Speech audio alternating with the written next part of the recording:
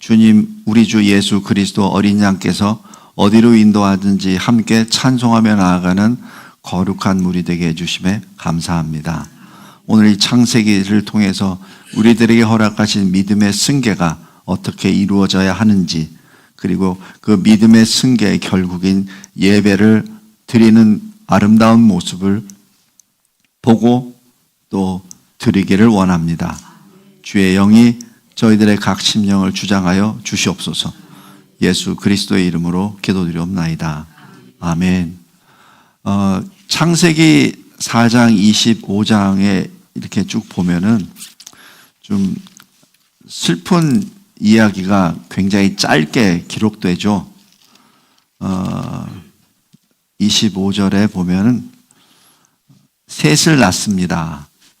그런데 셋은 큰아들과 둘째 아들 가인과 아벨이 한날 사라집니다. 하나는 죽음으로 사라지고 하나는 여호와 앞을 떠나버려서 사라져버립니다. 그래서 아담과 하와에게는 두 아들이 갑자기 한날 사라져가요. 물론 이게 여기에 이렇게 기록되어 있으니까 굉장히 딱딱하게 한 사건으로 기록되어 있지만은 제가 한번 이 아담이 되어봤습니다. 하늘이 무너져 가는 것 같은 심정이었습니다. 그러나 성경에는 그런 거는 기록이 없어요. 왜냐하면 성경은 위인전도 아니고 역사 기록물도 아니고 어떤 편지나 그리고 신문 잡지나 아닙니다. 하나님의 말씀이거든요. 그러니까 하나님은 지금 각자 인간의 감정을 보고 계시는 것이 아니라 지금 하나님의 뜻을 이루어 나아가는 그 역사의 행보 가운데 누가 쓰임을 받고 누가 그렇지 않은가를 지금 나타내 주십니다. 이것은 단지 아담이 회고록을 쓴 것이 아니고 우리에게 주시는 경계의 말씀입니다. 그리고 소망의 말씀이기도 하죠. 하나님께서는 셋을 주셨습니다. 여기 보이나요?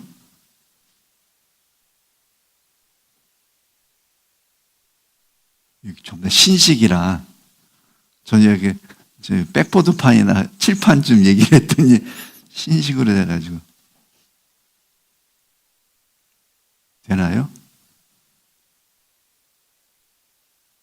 네, 됐습니다. 예. 이 셋이라고 써 있는 요게 셋입니다. 요게 뭐냐면은 파운데이션입니다. 기초죠. 토대입니다. 그래서 이 가인과 아벨이 죽고 난다고 떠나고 난 다음에 하나님께서 이 셋을 주셨습니다. 이 셋이라고 하는 그 뜻을 아담이 분명히 의미가 있습니다. 그리고 그것은 제가 보기에는 하나님이 주셨다고 봐요. 새롭게 토대를 쌓아라. 그것이 셋입니다. 여기 히브리 말로 그대로 하면 셋입니다. 그 다음에 여기죠. 예. 알겠습니다. 그 다음에 이 셋이 아들을 낳고 에노스라고 하죠. 이 에노스는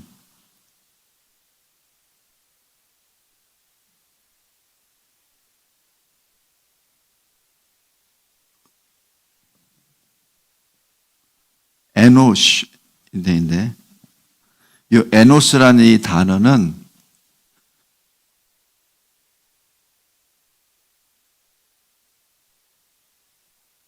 치료 불가한입니다. 그러니까 우리말로 하면 구제불능이죠. 이 에노슈라고 하는 그 단어 뜻이 아들 이름이에요. 우리가 아들 이름을 줄 때 넌 구제불능이야. 구제불 이렇게 주는 사람이 있습니까? 너는 불치병이야. 이렇게 쓰는 사람은 없어요. 그래서 제가 보기에는 이 이름은 하나님이 주신 것 같아요. 왜 그렇죠? 에노스 시대에 여호와 이름을 불렀더라. 여호와 이름을 불렀다라는 히브리의 그 뜻은 공적 예배를 드렸다는 얘기입니다. 그러니까 그 전에는 가정 예배를 드렸다가 에노스 시대에 비로소 여호와 이름을 불렀더라. 공적 예배를 드렸다라는 거거든요. 그 얘기는 왜 예배가 무엇입니까? 치료 불가능한 자들, 스스로 구원을 받을 수 없는 자들, 스스로 해결할 수 없는 자들, 저와 여러분이잖아요. 그죠? 그런 자들이 모여서 여호와 이름을 부르기 시작한 거죠. 그게 에노스입니다. 그냥 단순히 이름이 아니에요. 왜 첫사람 아담은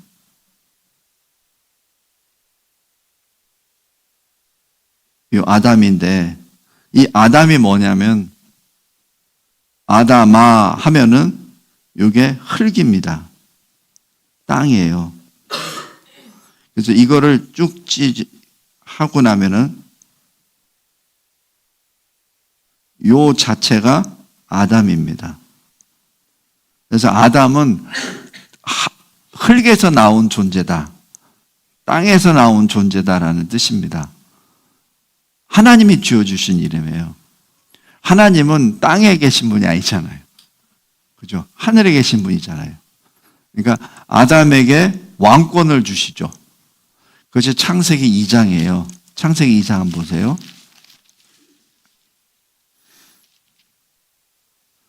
창세기 2장에 여기 4절, 5절 한번 보세요. 여호와 하나님이 땅에 비를 내리지 아니하셨고 땅을 갈 사람도 없었으므로 이렇게 나오죠. 이게 무엇을 의미하죠? 사람을 왜 지으셨냐는 얘기입니다. 땅을 갈도록. 그러니까 하나님이 사람을 지으실 때 놀고 먹으라고 한 게 아니고 거기서 무슨 에헴 하고선 어떤 뭐 그런 것이 아니라 땅을 갈도록 사람을 지으셨다는 것이 여기 암시가 되어 있고 그 다음에 요 말씀이 바로 이 8절에 보세요. 여호와 하나님이 동방의 에덴에 동산을 창설하시고 그 지으신 사람을 거기 두시니라라고 했죠. 그러면서 15절 보세요. 여호와 하나님이 그 사람을 이끌어 에덴 동산에 두어 그것을 경작 지키게. 이것이 첫사람 아담의 사명입니다. 그래서 여기서 이 경작한다는 게 뭐예요? 5절에 있는 땅을 간다는 얘기죠. 경작해서 뭐가 생기는 거잖아요. 그죠? 그러니까 이 아담이 해야 될 일은 경작을 해서 하나님이 기뻐하시는 걸 만들어내고 그 다음에 어떻게 되고요? 지킨다는 것이 다스리라는 얘기입니다. 이게 왕권을 말합니다. 그러니까 하나님이 아담을 지으시고 에덴에 세우신 것은 에덴을 다스리라는 겁니다. 이 다스리라는 개념에는 어떤 govern이라는 통치 개념도 있지만 또 다른 개념은 지키는 겁니다. 한 나라에 왕이 있어요. 근데 왕이 다스리기만 하고 지키지 않으면 어떡하죠? 폭군이죠. 왕은 두 가지 기능을 해야 됩니다. 아담에게 그런 사명을 주셨고 권능을 주셨고 그리고 위임해 주신 겁니다. 그 위임식이 언제 나오냐면은 19절입니다. 여호와 하나님의 흙으로 각종 들짐승과 공중의 각종 새를 지으시고 아담이 무엇이라고 부르나 보시려고 그것들을 그에게로 이끌어 가시니 아담이 각 생물을 부르는 것이 곧 그 이름이 되었더라. 이게 무엇을 말하죠? 우리 저기 남자분들 다 군대 갔다 오셨죠? 사열대에 딱 오면은 훈련된 분이 쭉 가다가 어떻게 하죠? 우로밭 하죠. 그죠? 그러면 가다가 딱 보고, 그죠? 그럼 위에서 뭐죠? 사열대에서 보고 내리면은 내리죠. 그게 뭡니까? 여기 군대들이 하는 의미가 뭐냐면 나는 내 것이 아닙니다. 나는 당신의 것이니 당신의 지위를 따르겠습니다라는 거고, 사일대 있는 사람은 나는 너희를 지휘하는 지휘가 아니다. 내가 너를 지휘한다. 또 하나는 내가 너를 지킨다. 그겁니다. 만약에 지휘관이 자기 부하들을 지키지 않으면 의미가 없죠. 물론 이 지휘관이 자기 부대를 사지로 몰 때가 있어요. 근데 그건 명분이 있어야 됩니다. 이 나라와 국민을 위해서 죽자라고 하면 같이 죽습니다. 근데 그 전에는 그 병력을 살리고 지키는 것이 지휘관의 책무입니다. 여기 19절에서도 마찬가지예요. 아담이 딱 섰을 때 독수리가 쭉 날라옵니다. 아담이 말합니다. 너 독수리. 그러면 독수리가 나 독수리. 그랬을 겁니다. 뭐 그런 순전지 나온지는 모르겠지만은 뱀이 쭉 지나갑니다. 너 뱀, 나 뱀 이러고, 그죠? 근데 그 뱀이 아담에게 이빨을 들이대면서 공격했겠습니까? 그러지 않았을 거예요. 예를 취하고 나 뱀 이렇게 하고 지나갔을 겁니다. 이 19절이 바로 이 아담이 왕으로 등극했다는 등극식이나 마찬가지입니다. 자, 여기서 아담이라는 이름을 다시 보겠습니다. 비록 흙에서 왔고 비록 네가 왕이지만 너는 흙이다 라는 선언이십니다. 그리고 하나님은 하나님이다. 비록 네가 왕이지만 하나님과는 구별된다. 그래서 그 구별에 대한 구체적인 신호탄이 바로 이 17절입니다. 선과 악을 알리는 나무입니다. 너는 여기에는 손을 대지 말라. 손 대지 말라는 게 먹지 말라는 얘기죠. 먹지 말라. 네가 왕이지만 내가 금기사항을 하나 명한다. 이것으로 너와 나의 차이다 라고 선언을 해주십니다. 다시 창세기 4장 26절로 들어갑니다. 셋도 아들을 낳았습니다.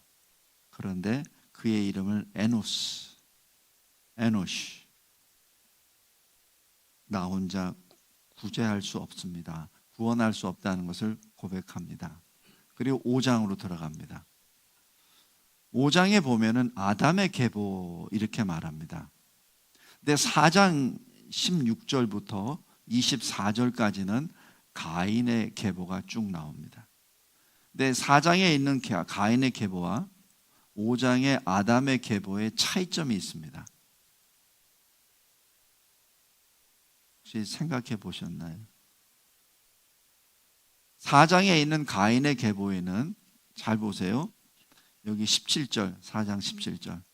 아내와 동침함에 그가 임신하여 에녹을 낳은지라. 이 에녹은 7대손, 아담의 7대손 에녹과 동명이인입니다.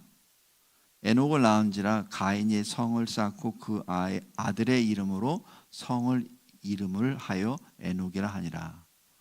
다시 얘기해서 이 성이라고 하는 건 요즘으로 얘기하면 도시를 말합니다. 그러니까 서울을 지은 사람이에요.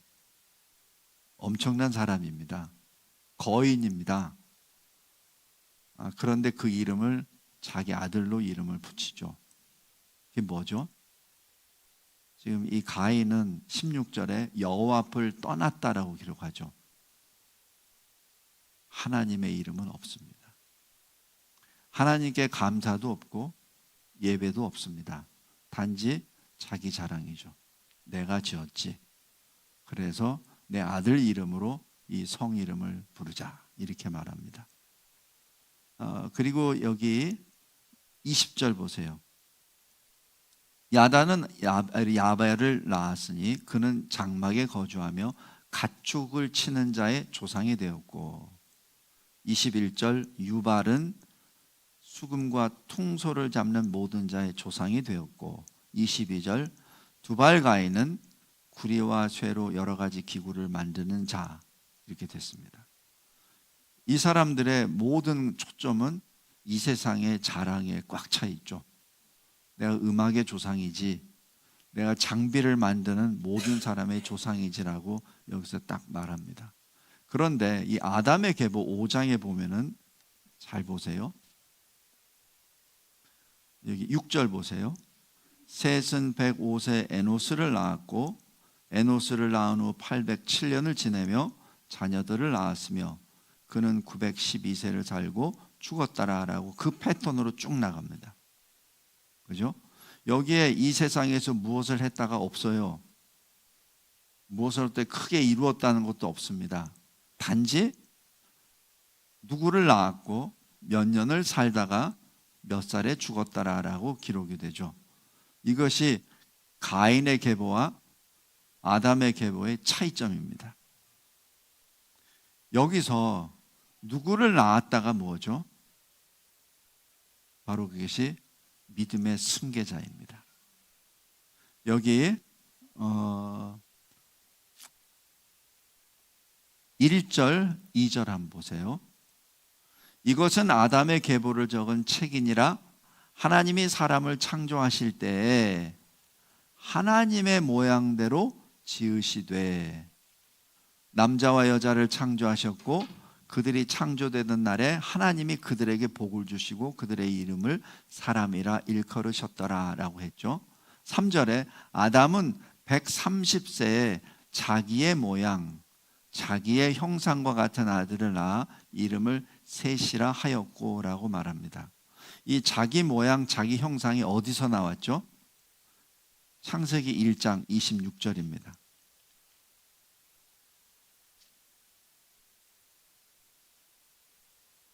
하나님이 이르시되 우리의 형상을 따라 우리의 모양대로 우리가 사람을 만들고, 27절에 하나님이 자기 형상 곧 하나님의 형상대로 사람을 창조하시되 이렇게 나옵니다.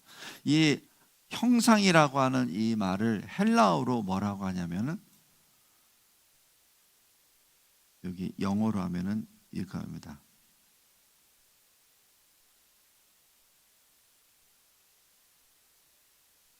아이콘입니다. 아이콘이 뭐죠? 예를 들어서 이 인터넷 들어가서 한글 아이콘 꾹 누르면 뭐가 나와요? 한글이 나오죠. 게임 아이콘을 누르면 게임이 나오죠. 그러니까 하나님의 형상이라는 것은 하나님의 아이콘을 꾹 누르면 뭐가 나와요? 예, 하나님이 나와야죠.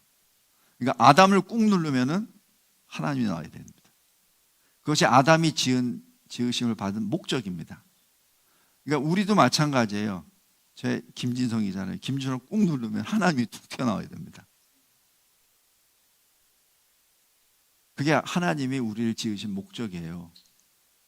그런데 첫사람이 죄를 범해서 타락하고 나니까 꾹 눌러도 안 나오죠. 그죠? 꾹 누르면 흙이 나오고 꾹 누르면 더러운 게 나오잖아요. 여기 다시 아담의 계보 5장 3절에 아담은 130세 자기 모양, 자기 형상과 같은 아들, 이게 무슨 말입니까? 아담은 자기가 죄를 범해서 쫓겨났고 흙으로 돌아가야 되는 존재임을 하나님으로부터 직접 받았어요.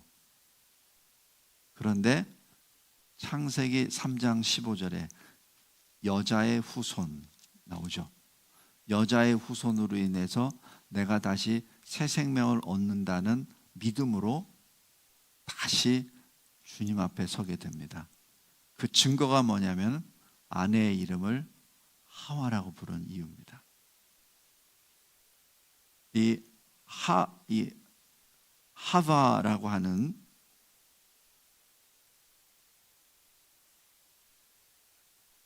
요 뜻은 life입니다. 그러니까 자기 아내의 이름을 그 당시만 하더라도 그냥 여자라고 했어요. 그런데 그 순간부터 하와라고 불렀는데 생명이라 불렀죠. 근거, 여자의 후손. 그 여자의 후손 메시아 그리스도입니다. 지금 이 아담이 자기 모양, 자기 형상과 같은 아들이라고 말하는 것은 자기는 원래 하나님의 형상으로 지음을 받았다가 죄로 말미암아 죽었는데 하나님께서 메시아, 바로 하나님의 아들을 통해서 나를 다시 살리신다는 그 뜻을 받았기 때문에, 언약을 받았기 때문에, 우리 잘 아는 아담 언약을 받았기 때문에 내가 그 소망으로 삽니다. 내가 믿음으로 삽니다라는 그 믿음의 형상입니다. 가인은 자기 형상, 자기 모양이라는 표현이 없어요. 왜냐하면 그거 개념 자체가 없기 때문에. 그러나 아담은 그걸 가지고 있습니다. 그래서 아담이 자기 모양, 자기 형상과 같은 아들, 이름을 셋, 바로 그 말 자체가 믿음의 승계를 말합니다. 그래서 여기 셋, 에노스, 게난, 마할랄렐, 야렛 전부 다가 그 믿음의 계승자들의 이름입니다. 그것이 가인 계보와 이 아담의 계보의 차이점의 1번이고, 두 번째 개념은 죽음입니다. 몇 살에 죽었습니다. 죽음이 뭐죠? 죄의 싹시잖아요. 그러니까 죽음을 인정하고 받아들인다는 얘기죠. 내가 죄를 지었기 때문에 내가 죽습니다 라는 고백입니다. 죽어야 다시 살죠. 부활의 소망입니다. 그래서 단순히 몇 살에 죽었다라고 하는 것이 의미가 아니라 그 죽음을 통해서 내가 죄인입니다. 그러나 그 여자의 후손 때문에 나는 구원을 받았습니다 라는 신앙 고백의 그 결정판입니다. 그래서 그들의 인생이 900년이 넘죠. 다 900년이 넘지만은 항상 거기에는 믿음의 승계자와, 그리고 자기가 죄인이었는데 메시아를 통해서 구원을 받는다는 소망의 신앙 고백이 여기에 기록되어 있습니다. 여기에는 세상 자랑이 아무것도 없어요. 아무것도 없습니다.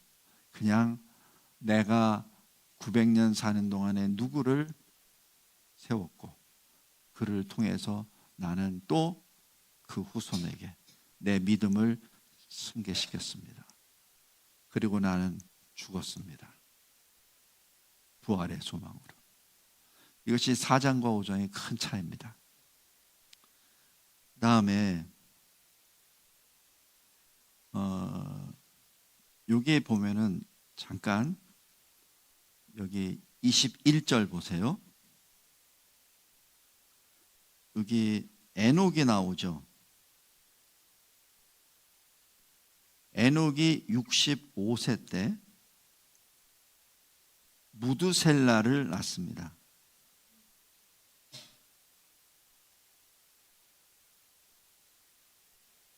이때 무드셀라는 우리 한국식으로 하면 1살인데 이걸로 카운트하면 그때 0살입니다. 그죠? 그렇게 카운트할게요. 그래야 헷갈리지가 않더라고요. 에녹이 365세 때 세상에 있지 않습니다. 그럼 무드셀라는 그때 몇 살이겠습니까? 300세죠. 그죠? 근데 무드셀라가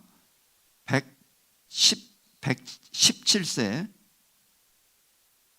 아이고, 117세에 누구를 낳죠? 라멕을 낳죠. 라멕이 0살입니다. 라멕이 182세에 라멕이 182세에 노아를 낳습니다. 노아가 0살이죠. 자, 여기서 잘 보세요. 노아가 600세가 됐을 때 여기 창세기 7장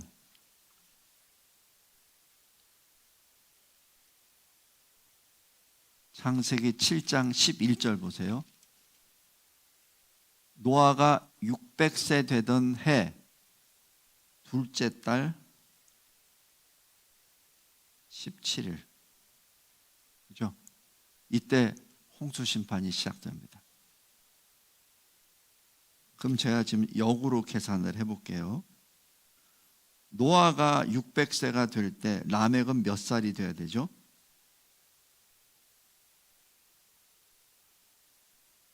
라멕이 600세를 더하니까 782세가 돼야 되죠. 그죠? 근데 라멕은 몇 살에 죽었죠?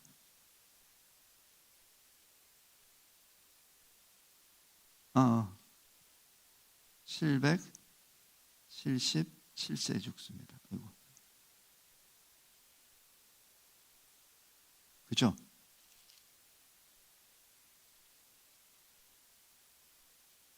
여기까지 진도 따라오나요? 그렇다면 라멕은 홍수 심판 5년 전에 죽는다는 얘기입니다. 왜 그랬을까요? 다른 사람들은 대부분 900세 때까지 살아요. 근데 라멕만은 특별히 700대에 죽습니다. 요즘으로 하면 90살 넘어야 죽는데 70세 때 죽은 거예요. 좀 일찍 죽은 거죠. 보통도 일찍 죽으면 뭐라 그래요? 하나님은 또 벌 받았나? 이렇게 하잖아요. 근데 이거는 그게 아니에요. 심판 전에 5년 전에 데려가십니다. 그 심판이 무엇입니까? 방주에 누가 탔죠? 노아와 7 식구들밖에 안 탔잖아요. 그러면 그 수많은 셋의 후손들은 어디 갔나요? 지금 가인의 자식들은 빼고 가인과 지금 같이 살고 있잖아요. 그러면은 이 라멕의 자손들 중에서도 많이 있을 텐데 어떻게 그 다 안 타요? 예? 가인의 사람들이야 뭐 그렇다 치고 어떻게 라멕의 식구들은 왜 아무도 안 타나요? 왜 노아만 있나요? 우리 한번 라멕이 돼보세요. 지금 많은 아들 중에 노아만 지금 신앙을 가지고 있다는 거 아니에요? 그죠? 나머지 아들들은, 나머지 손주들은 아니란 얘기잖아요. 여기 딱지는 언약의 개손, 이 자보예요. 계보예요. 아담의 계보, 셋의 계보. 딱지는, 이마의 딱지는. 그런데 정작 방주에는 노아 자기 아들 하나예요. 이게 굉장히 심각한 겁니다. 자, 여기 무드셀라를 볼까요? 무드셀라는 노아가 600세 때 몇 살이 되죠?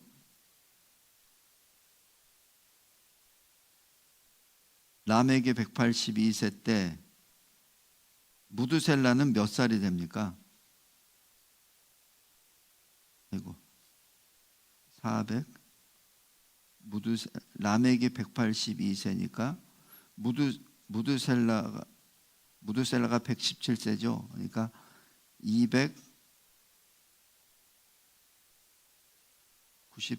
299세인가요? 그죠? 무드셀라가 117살에 라멕을 낳았고 또 라멕이 182세 때 노아를 낳았으니까, 그죠? 무드셀라가 117세 맞죠? 무드셀라는 187세요. 그죠? 이게 아니라 187세. 그죠? 그러니까 187세에 라멕을 낳았고 라멕이 182세 때 노아를 낳았으니까 노아가 낳을 때는 무드셀라가 369세가 되죠. 그러면은 노아가 600세가 되면은 무드셀라는 몇 살이죠? 969세가 되죠. 이제 무드셀라가 몇 살에 죽었죠? 969세. 그죠? 그러니까 무드셀라가 969세 때 죽습니다. 그런데 여기 라멕은 원래대로 하면 782세가 돼야 되는데 5년 전에 777세 때 데려가시잖아요. 그러니까 이때는 없어요. 그죠? 그러면 노아가 600세가 될 때 무드셀라는 969세. 그러니까 2월 17일 날 홍수가 터졌으니까 1월 달 정도에 데려가셨겠죠. 왜냐하면 무드셀라가 그 당시에 살았었다면, 그죠? 2월 17일에도 살아 있었다면 무드셀라가 방주에 있었겠습니까? 없었겠습니까? 당연히 있었겠죠. 근데 방주에는 노아를 포함한 8명밖에 없다고 기록되어 있습니다.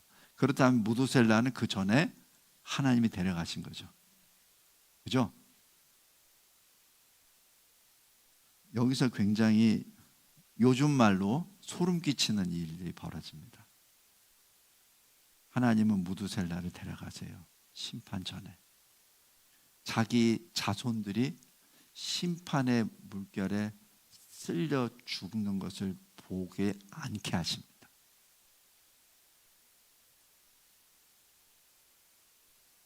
요 연도를 이렇게 한번 적어 보세요. 그러면은 여기에 기록되어 있는 5장에 기록되어 있는 이 셋의 계보, 아담의 계보에 노아 위에 있는 모든 믿음의 승계자들은 다 죽습니다. 그 전에 다 죽어요. 여기서 무드셀라를 잠깐 보겠습니다.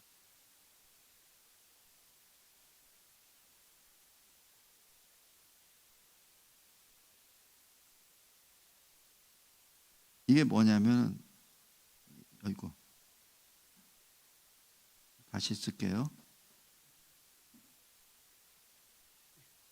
예. 이거 안 쓴다.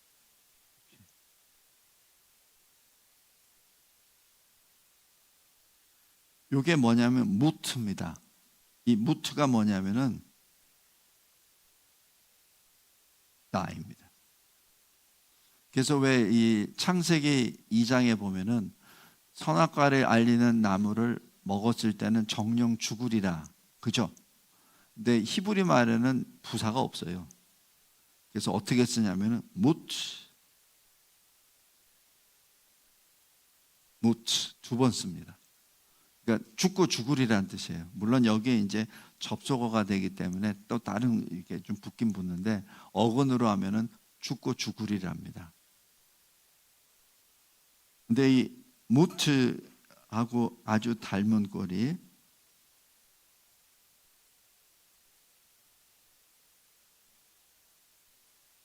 무트.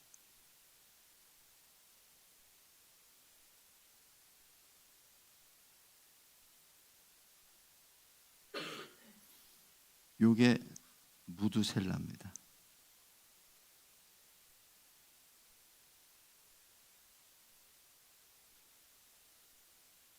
여기서 여기 쉘라가 있고 무트가 있습니다. 아까 저 에노시라는 이름도 똑같아요. 에노시도 치료 불가능한 그거잖아요. 자기 아들 이름에다 넣은 거예요. 근데 여기 지금 이 에녹이 자기 아들 이름을 죽음이라는 단어를 써요. 우리가 우리 아들 놔놓고 죽음이라는 단어를 씁니까? 우리 저기 왜 엘리베이터도 사자 안 쓰잖아요. 죽을 사자라고. 그죠? 근데 어떻게 자기 아들 이름을 죽음이라는 단어를 집어넣냐고. 에녹이 누구예요? 선지자잖아요. 근데 그 선지자가 자기 아들 이름을 죽음이라는 단어를 전해요. 쉘라라는 이게 뭐냐면은 보내다입니다.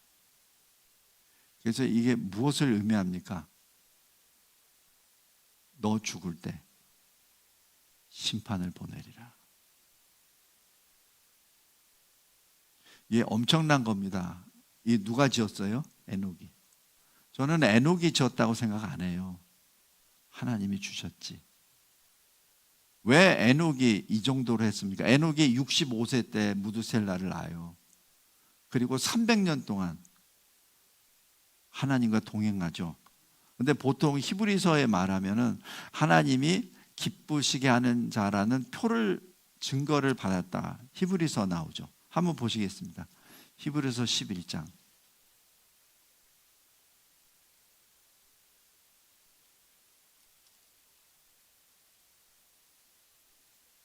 히브리서 11장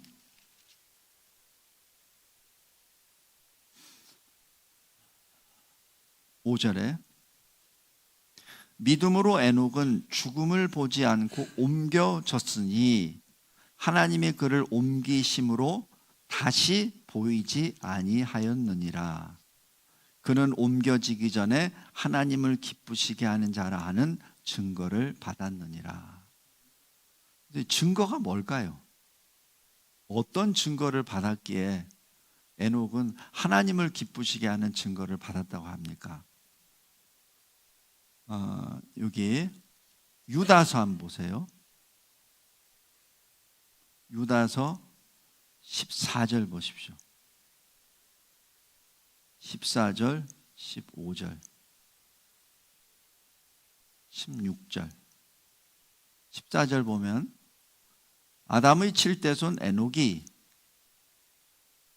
찾으셨나요? 유다서 계시록 바로 앞입니다. 우리 같이 한번 읽어볼게요. 유다서 14절부터 16절 시작. 아담의 7대손 에녹이 이 사람들에 대하여도 예언하여 이르되 보라 주께서 그 수만의 거룩한 자와 함께 임하셨나니 이는 뭇사람을 심판하사 모든 경건하지 않은 자가 경건하지 않게 행한 모든 경건하지 않은 일과 또 경건하지 않은 죄인들이 주를 거슬러 한 모든 완악한 말로 말미암아 그들을 정죄하려 하심이라 하였느니라. 여기까지만 읽겠습니다. 지금 에녹이 무엇을 말했다는 얘기입니까? 에녹이 심판을 예언했다는 얘기입니다. 그냥 단순히 하나님과 동행했다는 그 뜻이 아니고 300년 동안 하나님의 임하실 심판을 선포했다는 얘기입니다. 300년 동안. 그리고 노아 심판이 들어갑니다. 근데 직접적인 것은 노아 심판이죠. 그런데 이것이 기록되어 있다는 것은 지금 에녹은 지금 현재 우리에게 임할 종말 심판도 지금 말씀하고 있습니다. 굉장히 이게 엄연한 거예요. 그래서 에녹은 그냥 단순히 자기 아들 이름을 무드샬라라고 이게 한 것이 그냥 하는 게 아니에요. 지금 심판을 예언하면서 하는 거죠. 우리 저기 구약의 선지자들 쭉 보면은 어떤 경우에는 호세아 같은 경우는 음행한 아내를 맞이하라, 음행한 여자 아내로 맞이하라 그죠. 또 같이 애까지 낳는데 도망가잖아요. 다 데리고 와라 하잖아요. 그 돈 주고 다 데리고 와라. 그러면서 하시는 말씀이 그게 바로 너희들이다.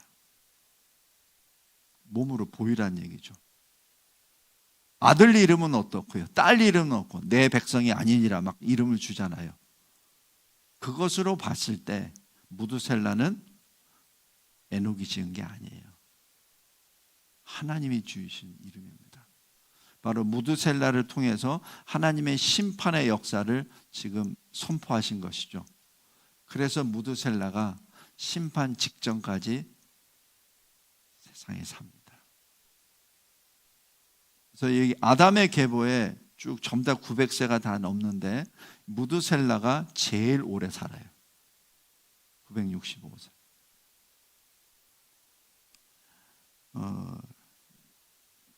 시간이 많이 됐으니까 이제 결론을 맺겠습니다. 왜 이러한 일들이 벌어졌을까요? 창세기 5장으로 다시 돌아가겠습니다.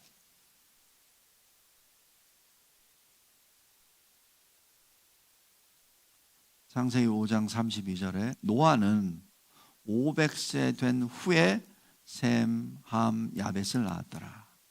그러니까 500세 후에 셈, 함, 야벳을 낳았다니까 600세가 될 때에 심판이 있으니까 셈, 함, 야벳은 100세가 안 됐다는 얘기죠. 그렇죠?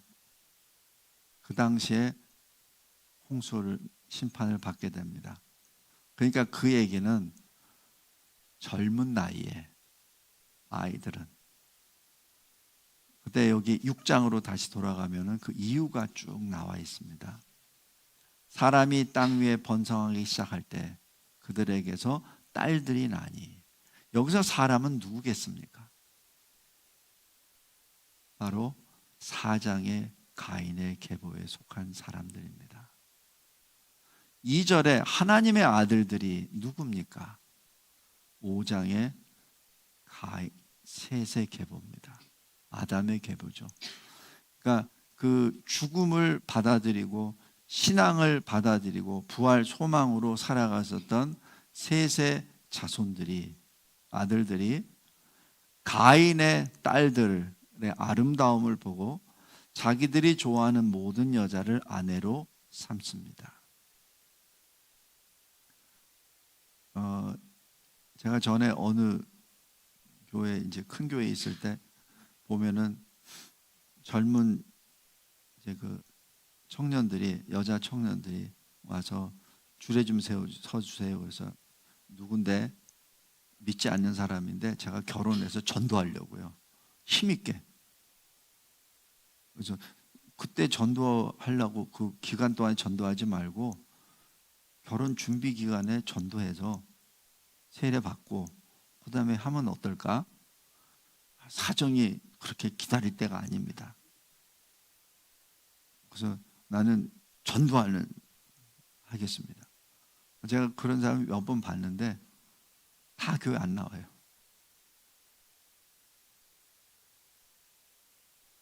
그게 아예 모르는 사람은 전도하기가 쉬워도 같이 한 지붕에 있는 사람 전도하기 얼마나 어려운데요.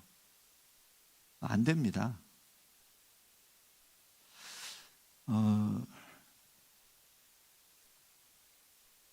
여기 3절 보세요. 여호와께서 이르시되 나의 영이 영원히 사람과 함께 하지 아니하리라. 왜 그렇죠? 더 이상 하나님의 영이 있을 수가 없는 거예요. 하나님의 영이 있을 수 없습니다. 그래서 그들을 뭐라고 하죠? 육신 이렇게 말합니다. 이 하나님이 사람을 지으실 때 흙으로 이렇게 지으시고 그 코에 생기를 불어넣으심에 생명이 되니라. 그죠? 코에 늘어든 그 생기가 바로 성령입니다. 그러니까 이 사람이라고 하는 이 상태는 성령의 존재예요. 그러니까 하나님의 뜻대로 이렇게 살아가죠. 근데 육신이 됨이라는 얘기는 영이 떠났다는 얘기죠. 이게 에베소서 2장 1절 한번 보세요.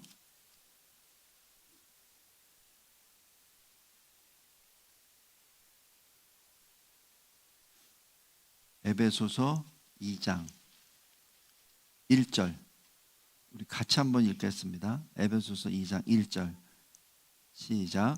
그는 허물과 죄로 죽었던 너희를 살리셨도다 이런 말입니다. 여기서 허물이라고 하는 이 단어 자체가 뭘 뜻하냐면 우리 지금은 뭐 그런 건 없는데 옛날 우리 어렸을 때 보면은 잔디밭 같은 거 있으면 이렇게 금고 놓잖아요. 들어오지 못하고 출입 금지 이렇게. 그게 그 넘어오면은 안 된다는 뜻이잖아요. 근데 넘어오면 안 되는 걸 넘어가는 것. 그게 트레스패스거든요.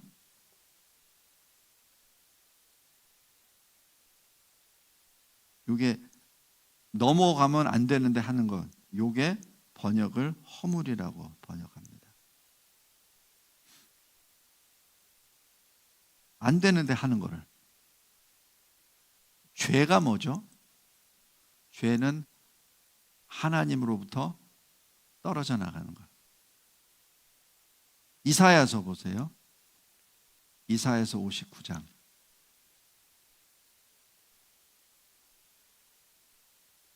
이사야서 59장 2절입니다.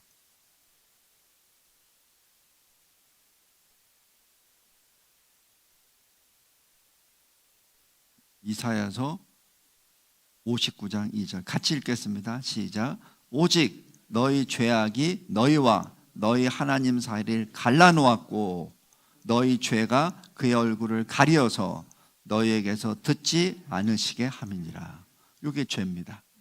그러니까 죄가 들어와 버리면 하나님과 갈라져 버리니까 하나님께 갈 수가 없어요. 근데 죄에 대한 구체적인 예가 예레미야서 보세요. 예레미야 2장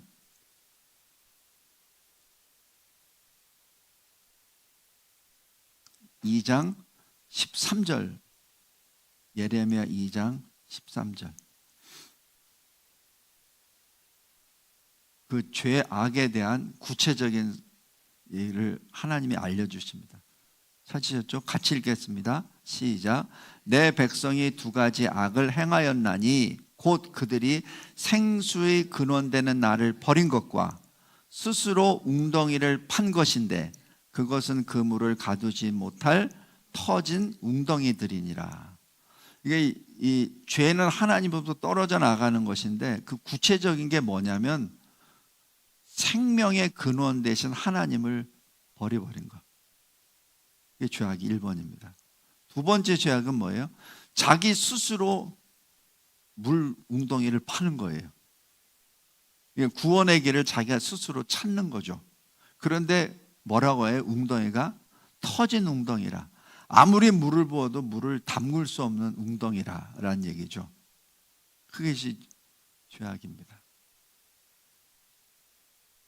다시 얘기해서 에베소서 2장 1절에 허물과 죄로 죽었었다라고 하는 것이 바로 우리의 모습이죠. 그 죽었었던 존재, 우리 모습입니다. 우리 모습을 다시 한번 알려주신 거죠. 그래서 더 이상 그들은 나의 영이 거하지 않기 때문에 그들은 육신이라 불러지리라. 그래서 모든 자들이 심판의 대상이 되어버립니다. 아까 여기 그 히브리서 11장에 에녹은 하나님을 기쁘시게 한 자라는 증거를 받았다고 했잖아요. 갈라디아서 6장 한번 보세요.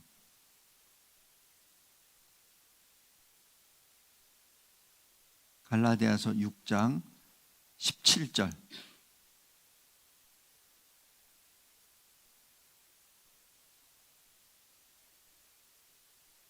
사셨죠? 같이 읽겠습니다. 시작. 이후로는 누구든지 나를 괴롭게 하지 말라. 내가 내 몸에 예수의 흔적을 지니고 있노라. 여기서 사도 바울의 예수의 흔적은 뭐겠습니까? 돌에 맞아서 머리가 찢기고 채찍에 40의 하나를 감한 것을 맞아서 등에 온몸에 채찍 자국이 묻혀 있고 동족으로부터 살해 위험을 받아서 어떤 그러한 아픔들이 있죠. 그러한 모든 것이 몸에 다 남아있다는 얘기입니다. 그래서 에녹이 65세, 제가 제 표현으로 해석합니다. 65세에 무드셀라를 낳고 소명을 받고 사명자의 길을 가죠. 300년 동안. 방주에 들어가는 사람이 아무도 없는데 거기서 하나님의 심판을 예언하고 선포했다고 했을 때 그 당시에 사람들이 에녹을 어떻게 취급했을까요? 박수 쳤을까요? 돌로 치고 몽둥이로 쫓아다니면서 죽이려고 했고, 아마 그러한 여정들이 많이 300년 동안 있었을 겁니다. 사도 바울이 10여 년 동안 14, 15년 동안 세계 선교를 하면서 복음을 전파하잖아요. 그때 우리 사도행전만 봐서도 바울이 얼마나 많이 죽을 고비를 넘깁니까? 고린도후서 12장에 얼마나 많은 그 고통이 있었습니까? 그런데 에녹은 300년, 그러니 그 몸에 얼마나 많은 자국들이 남아 있겠습니까? 하나님은 그래서 에녹을 죽음을 보지 않고 데려가신 것이죠. 죽음을 보지 않고 안 엘리야도 마찬가지죠. 죽을 고비를 많이 넘기잖아요. 다시 데려가시잖아요. 오늘 제가 이 요청을 받고 우리 예배하는 교회를 향해서 무엇을 전해야 될까 이렇게 기도하는 중에 이 교회는 특별한 교회입니다. 이 마지막 때에 예수 그리스도의 이름으로 두세 사람이 모는 곳마다 내가 너희와 함께하리라. 그것이 바로 예배하는 교회입니다. 몇 명 안 모여요. 그러나 너희들이 두세 사람이 내 이름으로 모이면 내가 너희와 함께하리라. 두세 사람보단 많잖아요. 그죠? 그리고 주님께서 말씀하세요. 인자가 다시 올 때 이 세상에서 내가 믿음을 보겠느냐. 그 말씀은 믿음을 거의 보지 못한다는 얘기입니다. 두세 사람이 내 이름이 모여 있는 곳에 내가 함께하리라는 그 뜻도 마지막 때에는 두세 사람도 모이기 어렵다는 얘기입니다. 그러니 두세 사람이라도 모이는 곳에 내가 있겠다는 얘기죠. 그게 마지막 때 굉장히 어렵다는 얘기입니다. 예배하는 교회, 하나님이 특별히 예배하신 교회입니다. 마치 가인과 아벨이 사라지고 난 다음 토대 셋을 주시고 셋의 아들 에노스, 혼자 영 구원을 받지 못하는 자들이 하는 그 이름을 할 때 하나님께 하나님의 이름을 부르는 예배하는 교회가 세워졌다는 얘기죠. 바로 이 교회가 그런 귀한 교회입니다. 그리고 이 교회를 우리 설 목사님들 이렇게 들어보니까 성도가 이렇게 많이 합력을 해서 이런 교회가 세워졌다고 들었어요. 우리 마가복음 14장 한번 보세요.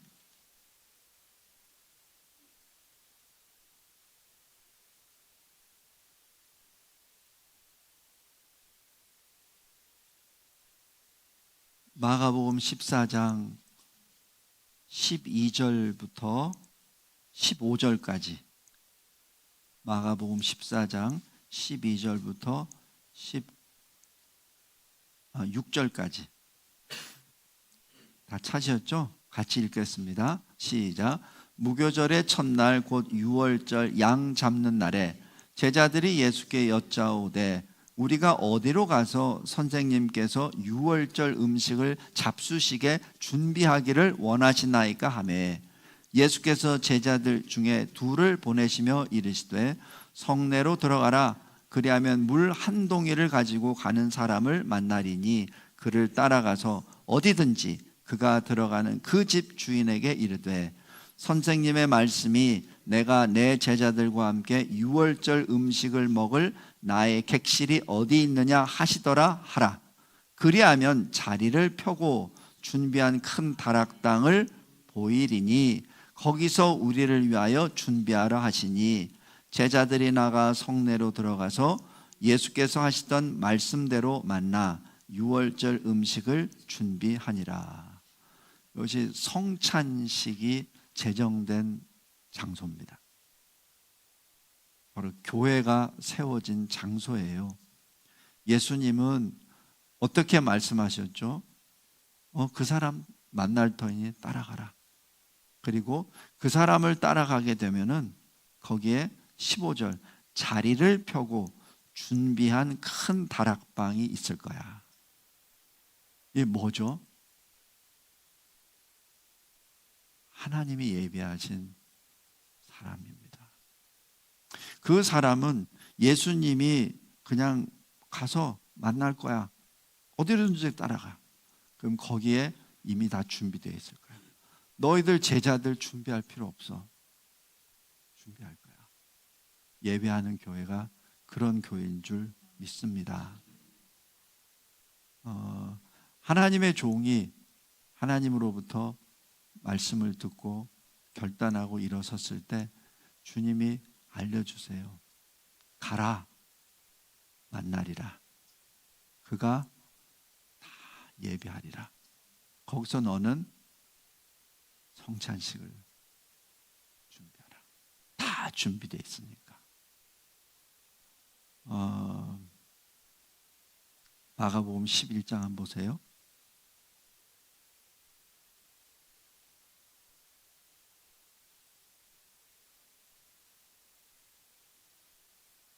마가복음 11장 1절부터 7절까지 같이 읽겠습니다. 마가복음 11장 1절부터 7절 시작.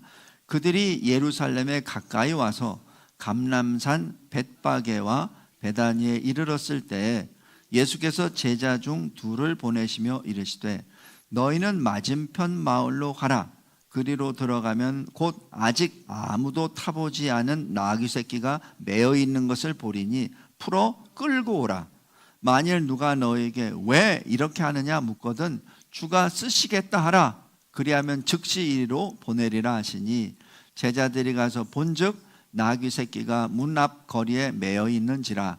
그것을 푸니 거기 서 있는 사람 중 어떤 이들이 이르되 나귀 새끼를 풀어 무엇하려느냐 하매 제자들이 예수께서 이르신 대로 말한대 이에 허락하는지라. 나귀 새끼를 예수께로 끌고 와서 자기들의 겉옷을 그 위에 얹어 놓음에 예수께서 타시니라고 기록합니다. 일반적으로 요즘으로 얘기하면은 어디 가서 거기 주차되어 있는 조그만 차 가지고 와 그러잖아요. 요즘으로 그렇게 하면은 그 절도잖아요. 그죠? 근데 그냥 가라고 하거든요. 그러니까 제자들이 그냥 가서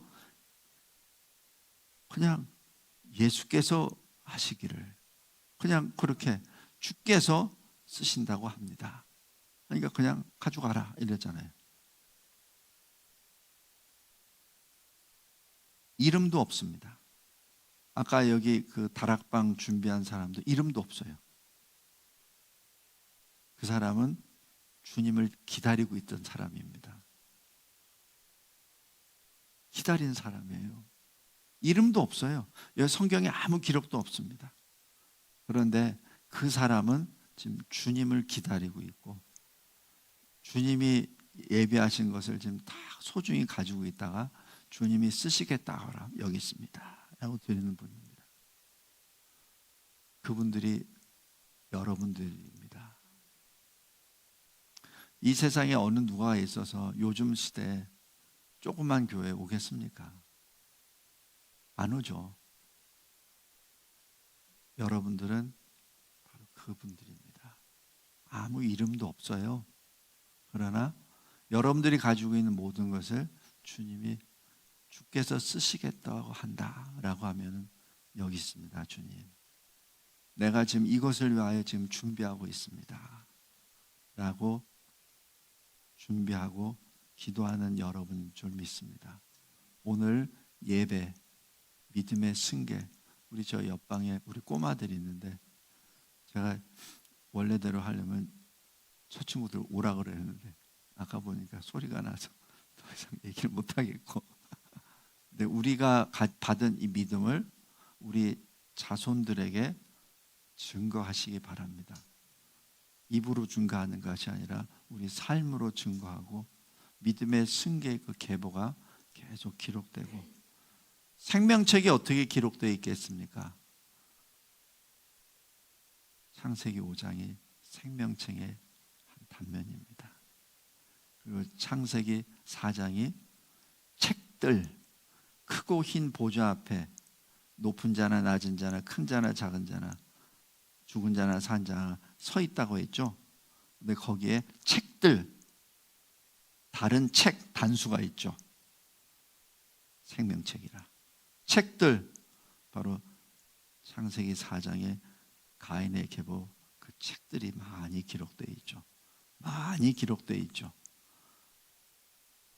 우리 자손들에게는 그러한 생명책에 기록되어 있는, 그래야 천국에서 같이 만나고 영광의 찬송이 되는 우리가 되기를 바랍니다. 그리고 이러한 말씀을 받을 때 두려운 마음으로 받기 바랍니다. 결코 쉬운 거 아닙니다. 믿음으로 구원을 받습니다. 아멘. 그러나 구원받은 자의 행함으로 주님 앞에 서게 됩니다. 기도하겠습니다. 하나님, 감사하고 감사합니다. 하나님께서 저희들에게 주신 이 생명의 말씀을 마음으로 받습니다. 마음판에 새겨주심에 진심으로 감사합니다. 이 놀라운 생명의 역사가 끊임없이 우리 영을, 육을 주장하여 주시옵소서. 이 마지막 때 이 말씀대로 살아나아가는, 주님이 말씀하셨듯이 세상의 빛된 자가 되게 하옵소서. 이 믿음을 우리 자녀들과 우리 자손들에게 계속해서 이어지게 하여 주시옵소서. 예수 그리스도의 이름으로 기도드리옵나이다.